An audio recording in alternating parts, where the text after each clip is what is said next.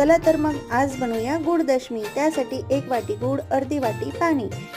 हे पाणी गरम करून घेते। त्याचबरोबर 1.5 वाटी गव्हाचं पीठ, 2 चमचे बेसन पीठ, चवीनुसार मीठ, 1 चमचा सुंठ मिरे पावडर आणि 1 चमचा साजूक तूप घालून हे पीठ मिक्स करून घेते। इकडे आपला गुळाचं पाणी तयार झालेलं आहे। आता हे गुळाचं पाणी गरमागरम पिठावर टाकून घेते। चमच्याने मिक्स करायचं आहे, नाही तर चटका लागायचा।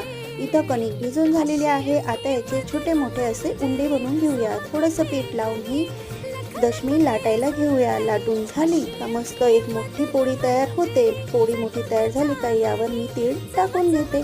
आता तव्याला थोडंसं तेल लावून घेऊया, नाहीतर आपली ही दशमी तव्याला चिटकून राहील। आता मस्त तेल टाकत ही दशमी दोघं बाजूनी छान शेकून घ्यायची। तर बघा मस्त टंब अशी ही मऊसूत लुसलुशीत गुड पोळी पटकन तयार होते। प्रवासाला ही तुम्ही नक्कीच नेऊ शकतात।